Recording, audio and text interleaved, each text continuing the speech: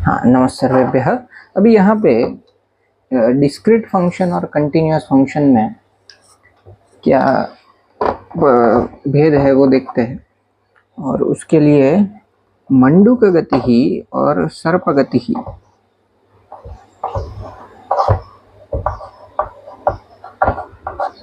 मंडूक गति च सर्प गति, तो उसमें अभी कोई डिस्क्रीट फंक्शन है और एक कंटिन्यूअस फंक्शन। सो डिस्क्रीट फंक्शन को मैथमेटिकल ऑपरेटर में यदि उसको समअप करना है तो हम ये समेशन यूज करते हैं, और कंटिन्यूअस फंक्शन जो है उसके लिए इंटीग्रेशन यूज करते हैं। यानी कि इंटीग्रल ऑपरेटर कंटिन्यूअस फंक्शन को जोड़ने के लिए उपयोगी है, और ये जो सिग्मा सिंबल है डिस्क्रीट ऑपरेटर को जोड़ने के लिए ये समेशन यानी कि सिग्मा ऑपरेटर उपयोगी है।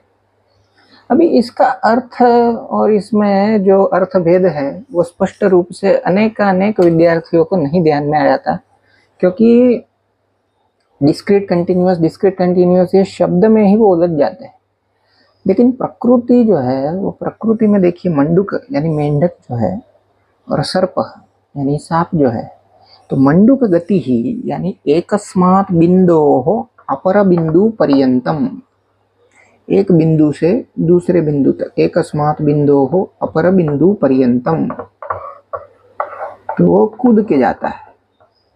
बराबर, इसे बिंदु क्रमांक 1 2 3 4 ऐसे कहे, यदि आप 1 2 3 4 5 6 7 8 ऐसे आगे तक जाए, एकस्मात् बिंदोः अपर बिंदु पर्यंतम यथा गच्छति तत्तु मंडूक गतिः। एवं लेकिन बीच में भी ऐसे इनफाइनाइट वैल्यूज है, अनंत क्रम है, ऐसे इनफाइनाइट वैल्यूज जो बीच में है वो छूट जाते हैं, स्किप हो जाते हैं। तो मंडूक गति ही से ये आपको नहीं मिलेगा। लेकिन उसे भी जोड़ना है, उसे भी इंक्लूड करना है, तो आप क्या कर सकते हैं, इंटीग्रेट कर सकते हैं। और इंटीग्रेशन किसका किया जाता है, कंटिन्यूअस फंक्शन का। तो ये सारा जो एक इन अ फॉर्म ऑफ कर्व बनाना पड़ेगा आपको। उदाहरणार्थ आप ये कोई एक लीनियर लाइन कहे y इक्वल्स टू एक्स, या वो कर्व के रूप में हो, पैराबोलिक हो, ऐसा हाइपरबोलिक हो, कोई भी ऐसा कर्व हो स्क्वायर के फॉर्म में, क्यूब के फॉर्म में, तो उसे फिर आप इंटीग्रेट कर सकते हैं। तो वो है सर्पगति ही। सर्पगति ही यानी हर एक बिंदु को इंक्लूड कर लेने वाला। तो ये मंडूक, ये जो सफेद रंग से, सफेद चौक से जो एरो किया है, आगे आगे आगे आगे जा रहा है, कूद के जा रहा है। 1 से 2 के बीच में जो भी एक 1.1 1.2 1.3, तो जो दशांश मूल्य जो होंगे 1.1 1.2 1.3, तो उसमें उस आवृत्त नहीं होता, वो छूट जाता है। लेकिन जब आप सर्प गति लेते हैं तो जो सांप है वो सरीसृप प्राणी जो है, तो वो हर एक छोटे छोटे बिंदु को भी आवृत्त कर लेता है। तो ये जो मंडूक गति ही और सर्प गति ही का जो विषय है, उसे बड़ी सहज रूप से और सरलता से ध्यान में आर्थिक रूप से ध्यान में लिया जा सकता है कि ये मंडूक गति ही वो हो गया डिस्क्रीट फंक्शन का रिप्रेजेंटेटिव, और ये सर्प गति ही वो हो गया कंटिन्यूअस फंक्शन का रिप्रेजेंटेटिव। क्योंकि जब भाषा की बात आती है, आप संस्कृत इत्यादि में कहेंगे, लेकिन वो तंत्र ज्ञान, विज्ञान और उससे भी समांतर साथ में रहे। जब राष्ट्रीय स्तर पे, अंतर्राष्ट्रीय स्तर पे कोई स्कॉलर आता है और आपको कहता है कि भाषा के विषय में, विज्ञान के विषय में, गणित के विषय में आप जो संस्कृत की बात कर रहे हैं, तो कुछ नाविन्य प्रदान कीजिए, तो वो नाविन्य प्रदान करने के लिए स्वबुद्धि से ही जो स्फुरित है वही विषय काम आएगा। हाँ, प्राथमिक रूप से जो मूल में है, जैसे मुखम व्याकरणम स्मृतम, तो व्याकरण शास्त्र, उसके सुबंत प्रकरण, तिगंत प्रकरण, सुप्तिगंतम पदम, पद कैसे निर्माण करते हैं, ये सारी बातें एक प्राथमिक है।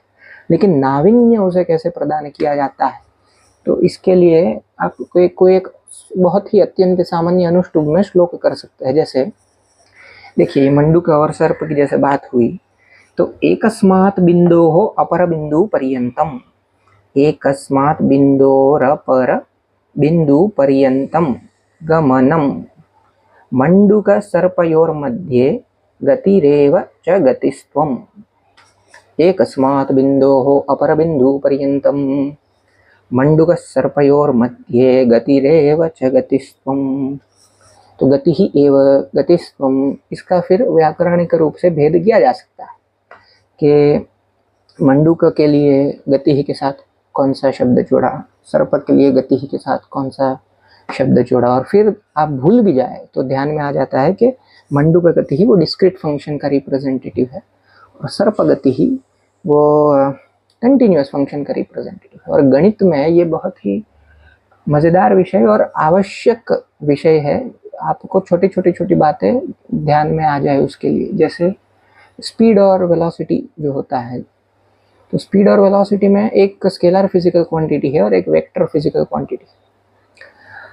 तो कौन सा डिस्क्रीट है, कौन सा कंटिन्यूअस है, उसके इक्वेशन फॉर्म में जब आप लिखते हैं तो जैसे अधिक अधिक अधिक गर्भ में उसमें जाएंगे, डिटेल में उसमें जाएंगे, आप डेप्थ में जब जाएंगे, तब प्राथमिक स्तर पे जो जैसा है वो समझना अत्यंत आवश्यक है।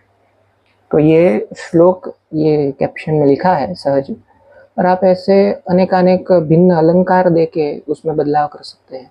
8 की जगह पे 11 करें, इंद्र वज्रा उपेंद्र वज्रा में आप श्लोक कर सकते हैं। तो उसमें 8 से 11 करने के लिए 3 वर्णों का कोई एक पद अपेक्षित होगा, कोई अवयव हो सकता है, कोई भी सुबंत पद, तिगंत पद, कोई एक आपको 8 से 11 करना होगा। फिर वो 11 11 11 11 के 4 चरण से वो इंद्र वज्रा हो सकता है, उपेंद्र वज्रा हो सकता है, कॉम्बिनेशन लघु संज्ञक वर्ण और गुरु संज्ञक वर्ण से, जिसमें रस्वम लघु संयोगे गुरु दीर्घंच, उससे लघु संज्ञक और गुरु संज्ञक वर्ण हम डिफाइन कर सकते हैं।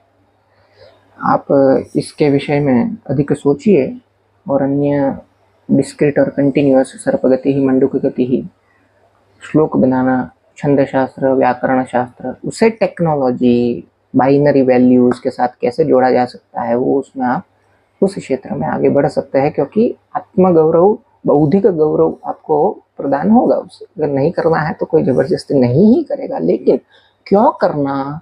और करंटली आप यदि आईटी इंडस्ट्री में काम कर रहे हैं तो आप कोई आपका 8 hours a day, 9 hours a day, 7 hours a day, जो भी वर्क आवर्स होंगे मंडे टू फ्राइडे, वो डिवोट कर रहा है किसी को, लेकिन वो अपने ही क्षेत्र में, अपने ही भाग के लिए। अभी ये शब्द बोलता हूँ राष्ट्रीय स्तर पे, संस्कृत भाषा, वैज्ञानिक स्तर पे, लोगों को लगता है कि पॉलिटिकल फ्लेवर का टच है, इसीलिए ही वो शब्द का उच्चारण बार बार नहीं करता हूँ। लेकिन खरे अर्थ में, सही अर्थ में आप नेशन को क्या कहेंगे, राष्ट्र ही कहेंगे, उसी का ही आप एक अभिन्न अखंड भाग है।